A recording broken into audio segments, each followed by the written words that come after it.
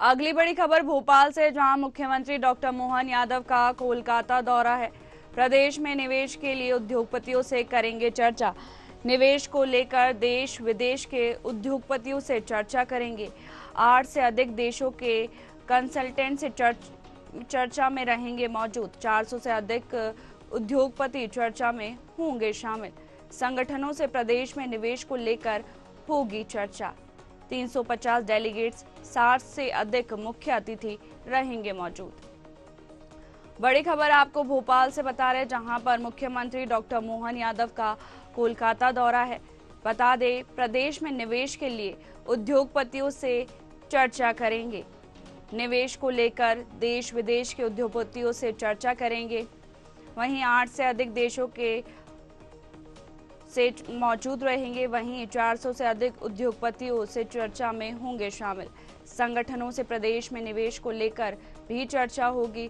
इसमें 350 डेलीगेट, 60 से अधिक मुख्य अतिथि रहेंगे मौजूद।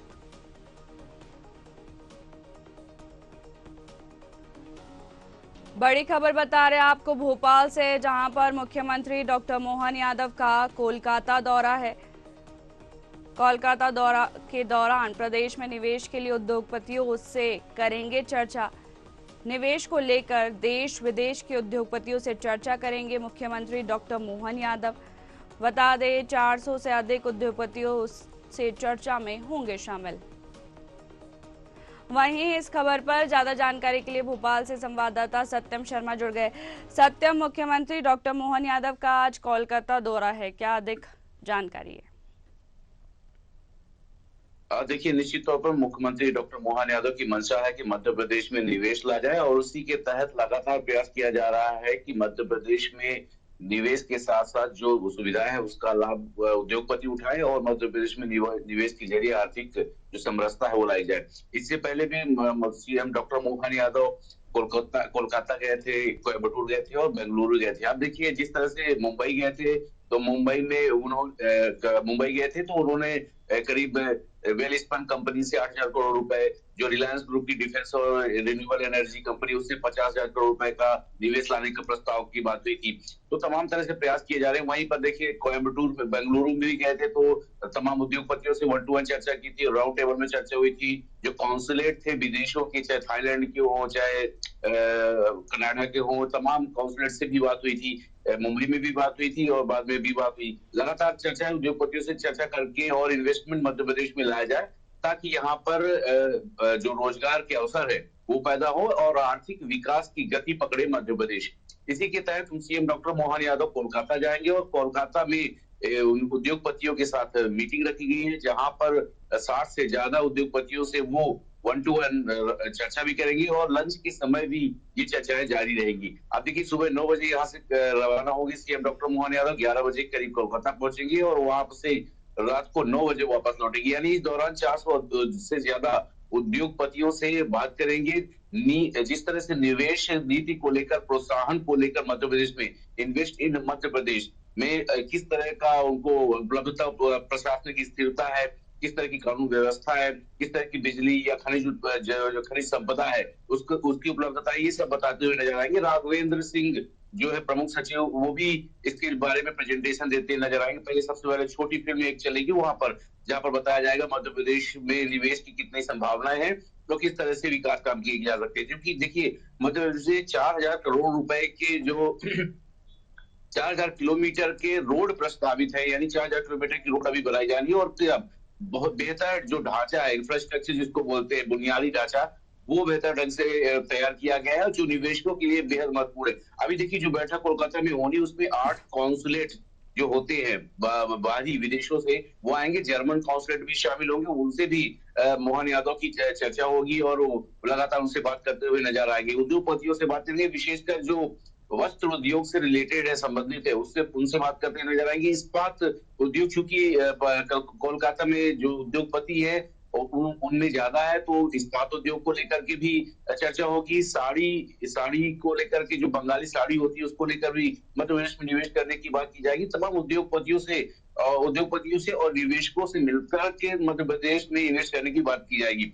2025 में जो है उद्योग वर्ष घोषित किया जाना है या किया गया है कि 2025 को उद्योग वर्ष घोषित किया जाएगा। ऐसे में 7 और 8 फरवरी को 2025 में ग्लोबल इन्वेस्टमेंट समिट का आयोजन किया जाना है, तो उसकी तैयारी भी लगातार की जाएगी। अगर मध्य प्रदेश में सुविधाएं, सुरक्षा व्यवस्था, तमाम कानून व्यवस्था, प्रशासनिक व्यवस्था की जाती है, जैसा कि सिंगल विंडो उद्योगपतियों के लिए किया गया है कि जो रुकावटें आती थी कई जगहों पर, उद्योगपतियों को जाना पड़ता था लाइसेंस लेने एक तरफ, दूसरी तरफ मजदूर या अन्य जो कानून प्रक्रियाएं होती थी उनको सिंगल विंडो के आधार पर कर दिया गया। तो एक बड़ी सुविधा होती है कि उद्योगपति अगर मध्य प्रदेश में निवेश करना चाहता है तो एक व्यक्ति से मिले और पूरी व्यवस्थाएं या पूरे अपने डॉक्यूमेंट्स देकर के वहां से मध्य प्रदेश में निवेश कर सकता है। तो इस तरह की अगर व्यवस्थाएं मध्य प्रदेश में की जा रही है तो निश्चित तौर पर उद्योग लाने की व्यवस्था की जा रही है। और देखिए जिस तरह से मुंबई गए थे, मुंबई से करीब 13,000 लोगों को रोजगार लेने की बात कही गई थी कि अगर उद्योगपति यहाँ रहते तो 13,000 से ज्यादा लोगों को रोजगार मिलेगा, यानी 3,000 लोगों को प्रत्यक्ष और 10,000 लोगों को अप्रत्यक्ष रूप से रोजगार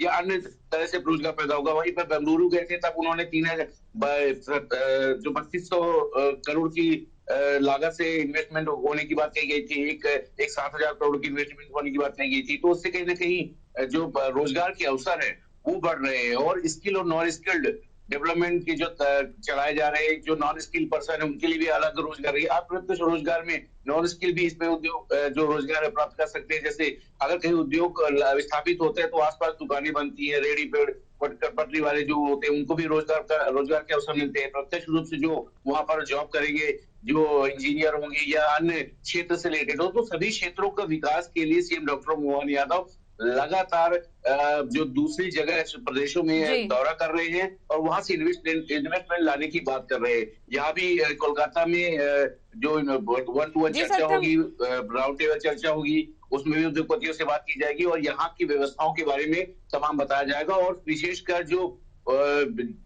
निवेश है उसको आकर्षित करने के लिए ये सब कवायद की जा रही है। और देखिए मध्य प्रदेश में रीजनल इंडस्ट्रियल मीट भी आयोजित की जा रही है। सागर, रीवा, जबलपुर, इंदौर, भोपाल तो तमाम आयोजित की जा रही है और हर जिले में ऐसा माना जाता है, हर संभाग में एक रीजनल इंडस्ट्रियल मीट आयोजित की जाएगी। तो इसका साफ तौर पर सीएम डॉक्टर मोहन यादव की मंशा है कि मध्य प्रदेश को सशक्त और मजबूत बनाना, 2047 तक विकसित भारत के साथ विकसित मध्य प्रदेश बनाना है। तो ऐसे में निवेश लाना बेहद जरूरी है और उसके लिए लगातार प्रयास तमाम अलग प्रदेशों में जहां उद्योगपति अपना अच्छा वर्चस्व रखते हैं उनसे बात करें, चाहे रिलायंस ग्रुप हो, चाहे वेलिस्पन ग्रुप हो, चाहे बाहर की कंपनियां हो, कोका कोला हो या अन्य जो कंपनियां जिससे डिफेंस से रिलेटेड कंपनियां हैं, वो तमाम कंपनी निवेश करने के लिए कई कंपनियों से एमओयू भी हो चुके हैं और निवेश की बात यहाँ पर की जा रही। तो आप देखना ये होगा और हर क्षेत्र में अच्छी बात यह है कि सिर्फ भोपाल या इंदौर या बड़े शहरों में निवेश करने की बात नहीं की जा रही है, तमाम चाहे छोटे शहर हो वहां भी निवेश करने की बात की जा रही है, जहाँ पर ये वन उत्पाद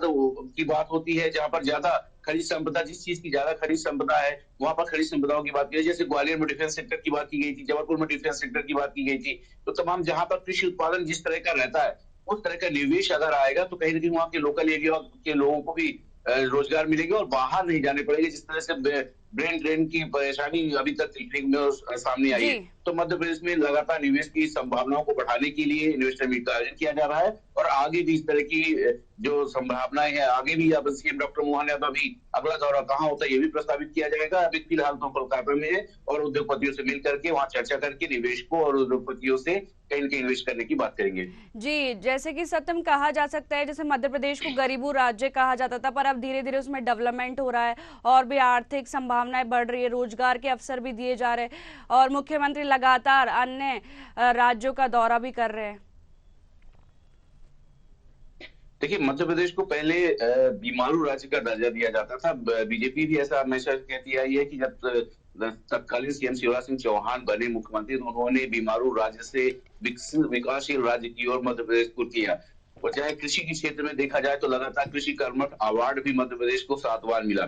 इसके साथ साथ ही अन्य क्षेत्रों में, खनिज के क्षेत्रों में, खनिज संपदा में मध्य प्रदेश बेहतर है। अब देखिए एक आप अंदाजा लगाइए कि जिस तरह से कोलकाता, बेंगलुरु, कोयम्बटूर और मुंबई में इन्वेस्टर मीट का आयोजन किया गया है। ये जो समिट का आयोजन किया जाता है, उद्योगपतियों से सीएम डॉक्टर मोहन यादव मिलते हैं, तो साफ तौर पर मध्य प्रदेश में खनिज संपदा बेहतर है और मध्य प्रदेश सेंट्रल में है, तो यहाँ से कनेक्टिविटी जो होती है हर प्रदेश की, क्योंकि मध्य प्रदेश भारत देश के सेंटर में है, तो कनेक्टिविटी चाहे उत्तर प्रदेश से देख ले, चाहे जम्मू कश्मीर से देख ले, चाहे साउथ साइड से देख ले, चाहे नॉर्थ जो है पश्चिम या पूर्व साइड से देख ले, तो पश्चिम साइड मुंबई या अन्य प्रदेशों से कनेक्टिविटी बेहतर है। और अगर यहाँ पर रोड सुविधाएं मिल जाए, क्योंकि देखिए नितिन गडकरी जो केंद्रीय मंत्री हैं, वो भी लगातार प्रयास कर रहे हैं कि तमाम कनेक्टिविटी बढ़ाई जाए सड़कों के जरिए। तो अगर मध्य प्रदेश में 4000 किलोमीटर की जो सड़कें बनाई जानी है, अगर इंफ्रास्ट्रक्चर बेहतर ढंग से बनाया जाता है और सड़कें भी बेहतर ढंग से हो जाती है, तो कहीं ना कहीं अन्य प्रदेशों के लिए जो